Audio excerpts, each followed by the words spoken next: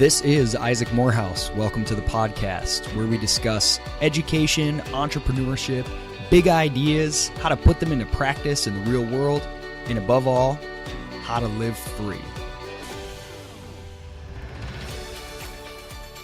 Welcome to the Isaac Morehouse Show. My name is Albert Liu, sitting in for the vacationing Isaac Morehouse. I'm so happy to be with you and hope you're doing very well. I have a great show coming up. I'm going to be talking about homeschooling and my experiences homeschooling my 7-year-old daughter.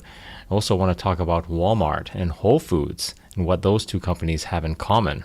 And finally, I want to talk about recycling and whether or not this phenomenon has gotten way out of hand. I think you know the answer to that. But first, just a few words about myself in case you're wondering who I am.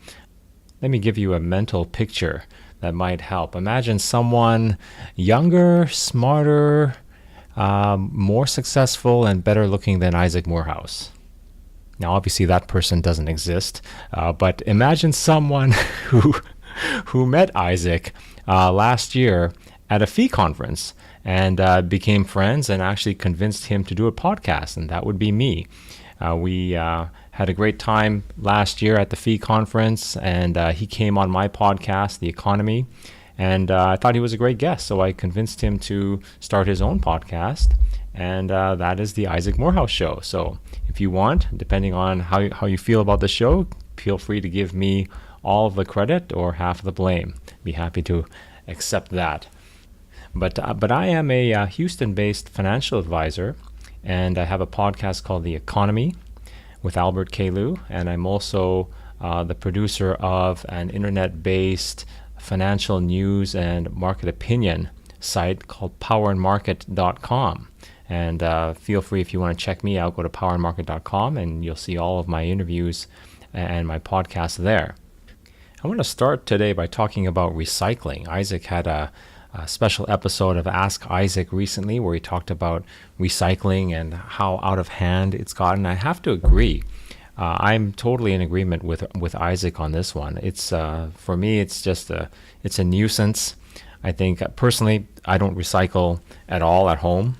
My wife sometimes, I think out of guilt, will recycle, but I make no effort whatsoever. I'll reuse. I think there's a lot of value in reusing things, but I think there's negative value in recycling. And, you know, the rebel in me doesn't really like the societal pressure, I'll be honest. So I don't do it, but at home. But if I am somewhere in a business, at a restaurant, in someone's home, I just do whatever that the host wants me to do, so to a limit. So when I'm in a business and they have the the multiple bins, and Isaac is right, this list of bins is just growing out of control. If someone in their 40s can't figure it out within 5 seconds, there's something wrong. And I do come across that once in a while and just throw up my hands and just pick the closest bin. But usually I try to treat it like I'm in someone's house, and if that's what they want me to do, I'll do my best. But it's really funny to see how people take this stuff so seriously.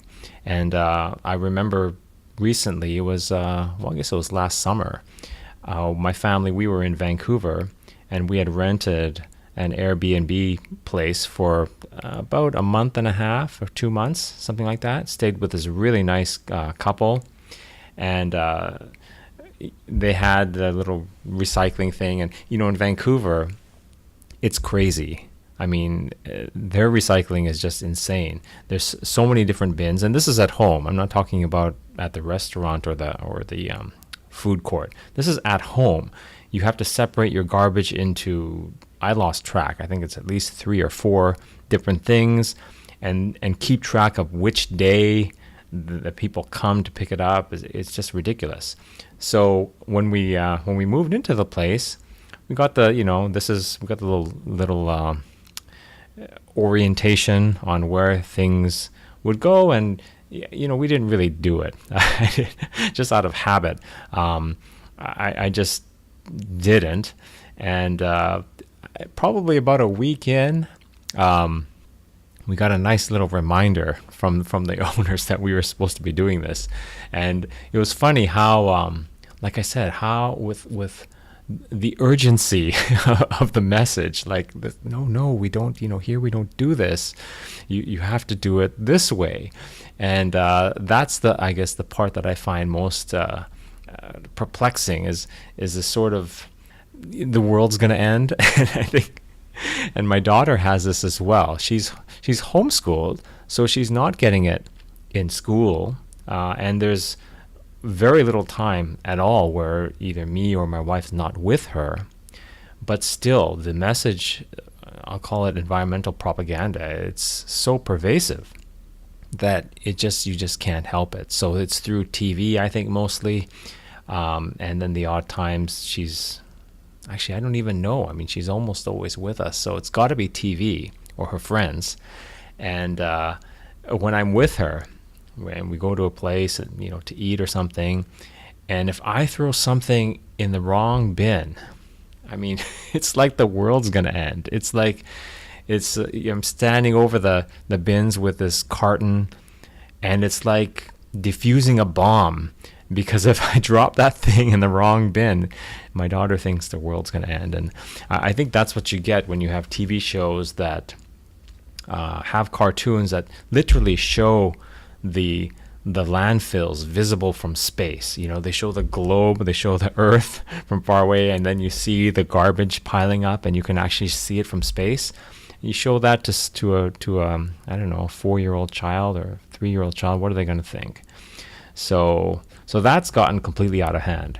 And just in general, I think if you're a parent, we've all kind of we all know that TV is dangerous, but I think it's gotten much worse in the sense that it's not the old, Tom and Jerry cartoon violence that I grew up with.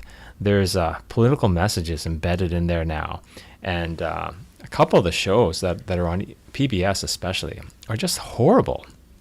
And the problem is that these shows are very entertaining for the kids. My daughter loves them. So there's a show called Wild Kratts, it's a Canadian show, and she just loves this show. And I can see the value in it, actually. There's a lot of good information there. It's entertaining. She learns about animals. It's great. The problem is, anytime there's a villain, and this happens probably, 1 out of 3 or 4 episodes, there's some type of villain involved. That villain is always a capitalist. Every time. It's some capitalist who's trying to, you can tell the person's wealthy, so they're demonizing the rich. And the person is acting in self-interest, which, according to these people, is bad. No one should ever do that. It's just horrible. And one time, a guy the guy's villain status was attained simply because he wanted to eat a turkey for Thanksgiving. He wanted a big turkey, and that apparently was not okay with the Wild Krat brothers, which is, if you've seen these guys on TV, it's quite hypocritical because it's pretty obvious they've eaten a few animals in their time. Isaac recently did an episode about recycling and shared an experience he had at Whole Foods.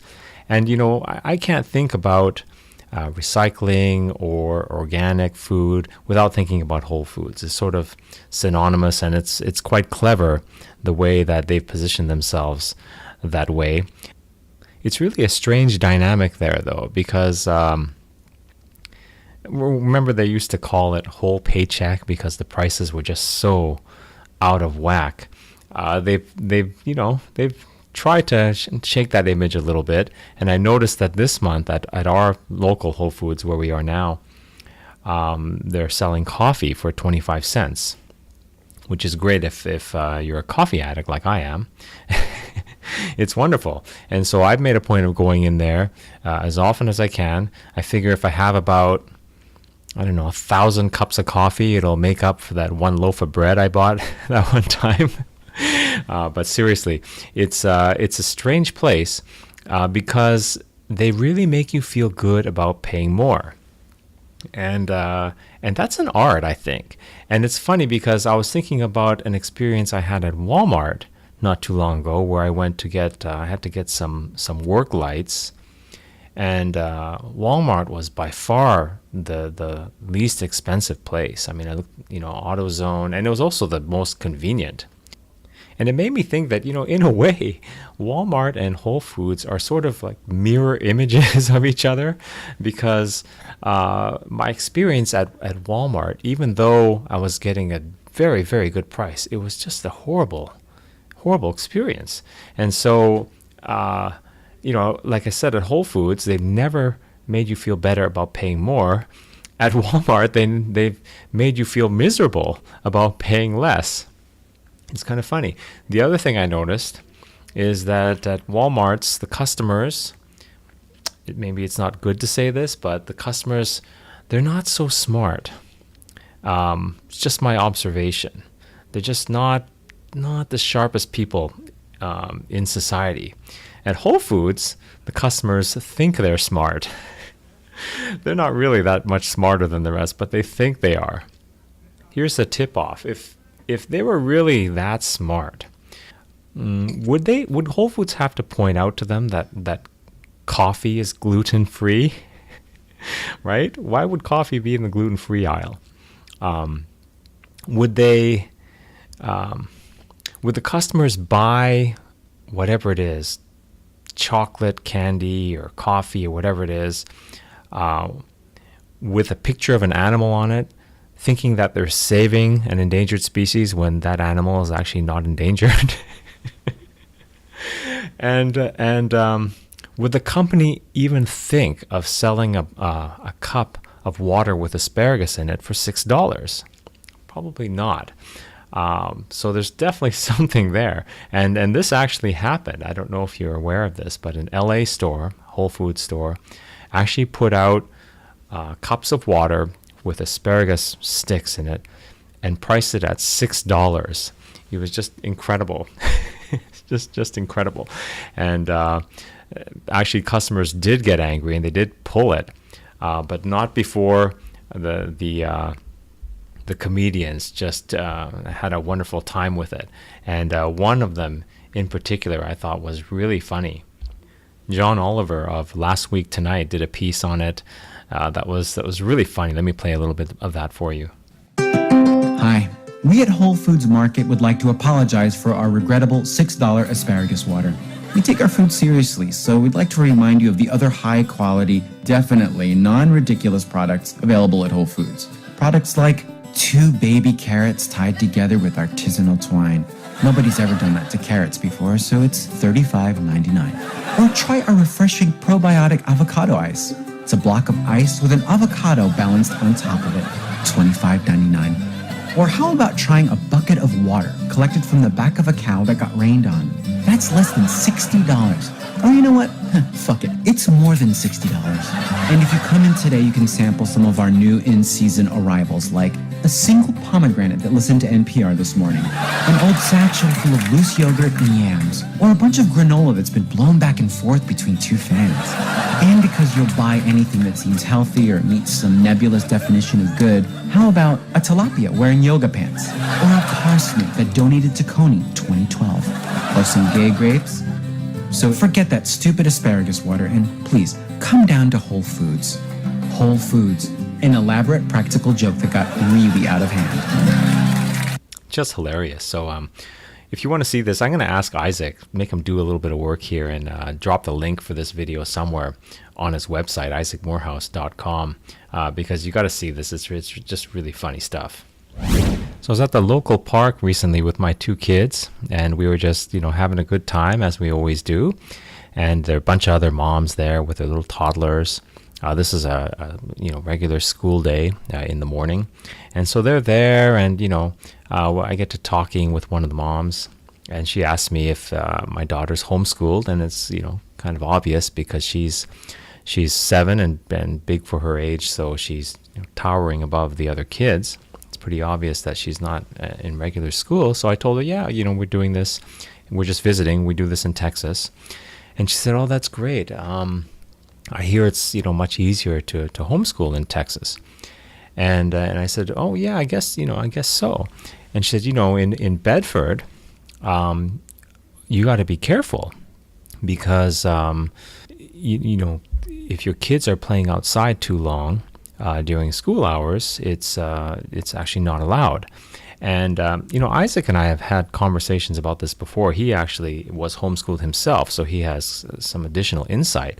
But he would say things like, when I was little, my parents, taught me, if you're going to be out, just, realize that some people might ask questions and, one thing could lead to another. And I thought that was, because I hadn't had experience with it, I thought it was strange. I thought it was unusual that precaution would be necessary. But what I heard from this mother is that if your kids are out playing, your neighbors can actually report you, which is just astonishing.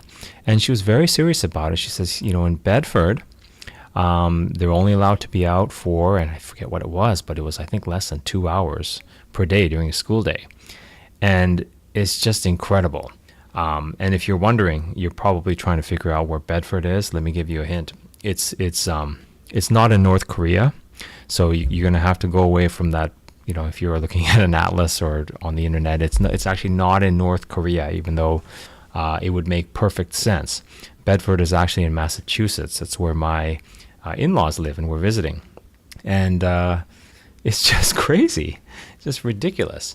And who would do that? The type of person who would actually, who would you even call? I wouldn't even know where to begin. But the person who would do that, who would turn in their neighbors, man. You've probably heard, if you're into liberty theory or libertarianism, about the Rothbard's button, where you just push that thing and basically the government would vanish, the state would disappear. Would you push that button? I actually wouldn't push that button. I thought about it. I wouldn't push that button because this, the chimpanzees, as Casey would say, the chimpanzees would just install a new state and it'd be worse than the original. So I wouldn't push that button. But if there was a button I could push to send people like people who would turn in their neighbors' kids, if I could push a button and send those people to North Korea, I would do it in about a second. And the only reason it would take a second is because I feel sorry for the people in North Korea who've been through so much already. But I think in terms of the relative difference, I think our society would benefit so much more than their society would lose. So I'd push that button after about a second. So anyway, that was extremely disappointing. But I guess the good news is, we all learned some Korean. You now know that the English translation of Pyongyang is Bedford, or as they say it here in Massachusetts, Bedford. And that's the Isaac Morehouse Show for today. Thank you for listening. Please visit Isaac's website at isaacmorehouse.com. And that's where you can find all kinds of information about Isaac, his podcast, books that he recommends, and videos from a bunch of speaking engagements he did. It looks like he did them when he was 13, but it was actually last week. So you can check all of that out at isaacmorehouse.com. And if you're interested in the markets and investing, please visit me at powerandmarket.com, where I've got a bunch of great interviews with leading experts in economics and investing, like Mark Thornton, like Doug Casey, Jim Rogers, Peter Schiff. Recently, I've had Michael Pinto on, Richard Maybury. So please visit me at powerandmarket.com. Thanks for listening and take care.